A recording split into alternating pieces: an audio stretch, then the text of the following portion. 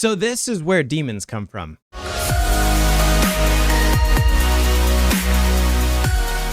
There are so many reports of aliens like abducting people and demons like sucking the soul right out of someone's face. But the funny thing is most of them are related to hypnagogic hallucinations as you fall asleep. And it's a little known fact that you've probably experienced, but never knew it was happening to you. So today, I will explain it to you like you're 5. Shout out to my Discord group who follow me and suggest these videos for me to respond to.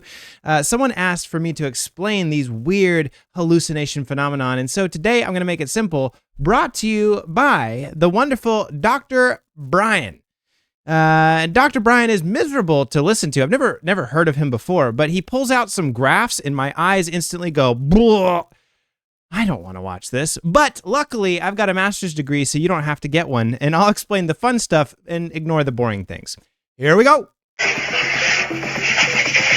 What the fuck is this? When I try to sleep, and my brain plays the game where shapes are growing and shrinking while speeding towards me. What are you doing? If this rings a bell, then you've experienced the hypnagogic state. For me, it's like when you press on your eyeballs. Do you ever do that? Like when you're a kid or when you're an adult and lacking sensory input? You press on your eyeballs and it's like, whoa, I'm tripping out, dude. But it can also happen as you're falling asleep. And we're gonna get into the details here. These are hallucination-like experiences that happen as we're falling asleep. And this is... You see, he brought out the NMIH, like the NCIB, whatever the hell the acronym is.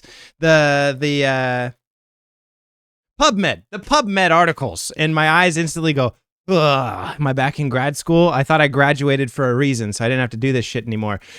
But here we are, making social media content, still reading PubMed articles. This is actually a very good description. They often involve moving visuals, but may also include hearing your name called or sensing a presence. This one right here, that's the one that most people tell me about on TikTok. A weird sort of presence in the room.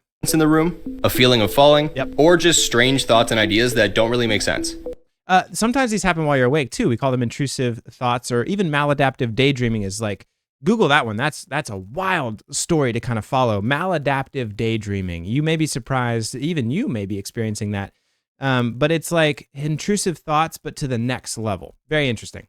There's also exploding head syndrome, where you hear a super loud noise that scares you awake, but it's actually in your head. Yep. Hypnagogic states are dream-like, but they're more emotionally flat, especially with visuals. You're just sort of sitting there watching it. Some studies show that they're more common in women and less common as we age, but there's no solid consensus on this. If you want to know what's happening in the brain, watch out for my next video. Don't worry, we're going to watch the next video here in a second. But here's what I want to explain to you like you're 5. Not because you're an idiot, but just because ain't nobody got time for that. Who's got time for that?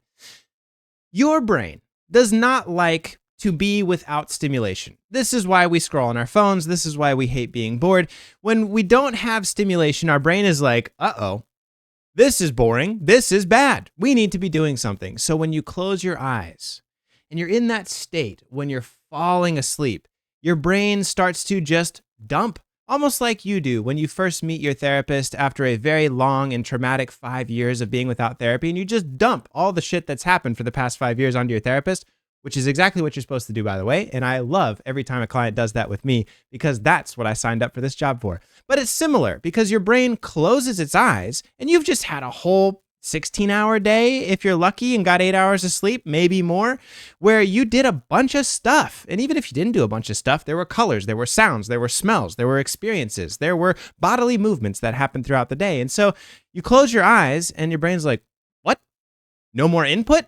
Well, here you go. I'm just going to start dumping. I'm just going to start like just sort of vomiting whatever is left over, whatever is still being processed. And so it's this experience of the brain coning down, this brain kind of sort of turning off slowly. But it's like when the brain or when a TV like flickers or a radio kind of stutters as it's turning off, your brain's doing the same thing, because then it transitions into a dream, which is wildly intense stimulation, visualization, auditory processing, and emotional processing as well. And so we have these hypnagogic states. Now, we are very relational creatures. So oftentimes, part of that hallucination, hypnagogic, that happens while we're going to sleep will involve other people. You'll feel like there's another person in the room. You'll feel like there's voices. You'll hear things. You'll see things. You'll even see shapes and colors kind of coming towards you as your eyes close. That's all because your brain is used to this level of stimulation, used to this level of experience.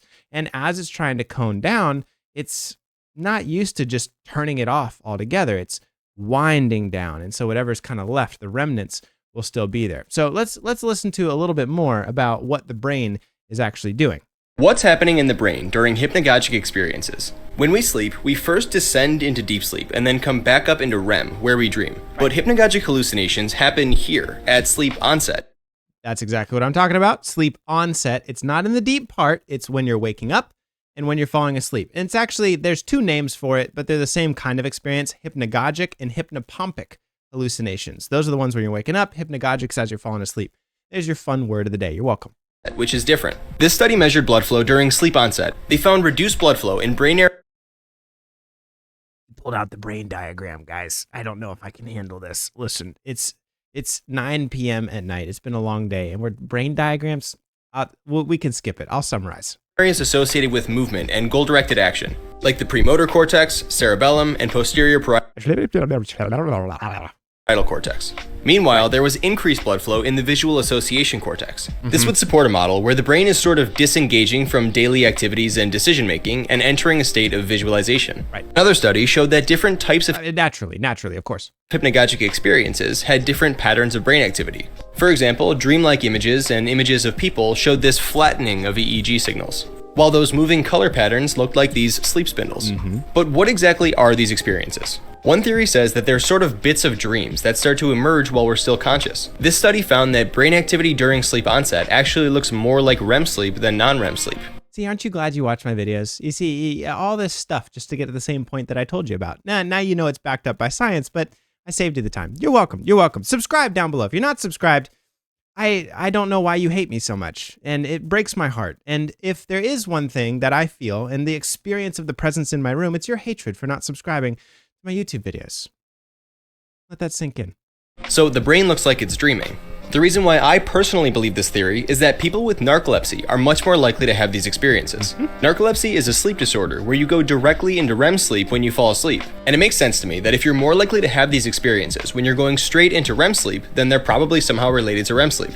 Only time will tell. In the meantime, follow for more neuroscience. It is so interesting that we don't know a whole lot about sleep and dreams, and that's why I love this field and I'm so fascinated by it, and I'll continue to make videos about it for all time. But that's what's happening to your brain. There's a lot of stuff. There's a lot of synaptic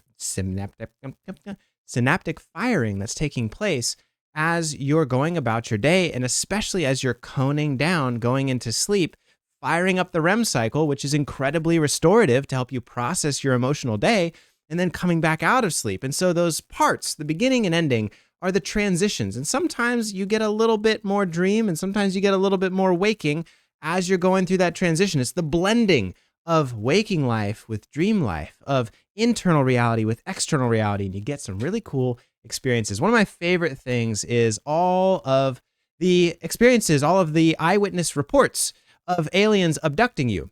What they all have in common is there's a big, shadowy, dark, tall, slender figure bending over them, and they are paralyzed as they kind of like suck the soul out of them or probe them or put needles and things in them, which aligns exactly with the experience of sleep paralysis and hypnagogic hallucinations. And so most of the time, these alien abduction stories, listen, maybe there's one that was real. I don't know. How would I tell? But I can tell you that many of them are just the experience of sleep paralysis and hypnagogic hallucinations, because the brain is projecting dream images onto the waking life reality while the eyes are open or in the process of closing and the mind is coning down. Remember, your mind is used to a lot of data input: sound, sight, experiences, smells, emotions, relational nuance. And so when you close your eyes and turn all that off, your brain has a little bit of firing left over. It just doesn't turn off like a car engine. You've got a little sputter, a little backfire as you go off to sleep. So I hope you sleep well tonight. I hope that's been helpful and informative. Let me know, what have you seen, or what's the strangest hallucination you've seen either in a dream or as you're coning down or waking up from sleep? Put it in the comments down below, and I'll see you in the next video. Until then, bye.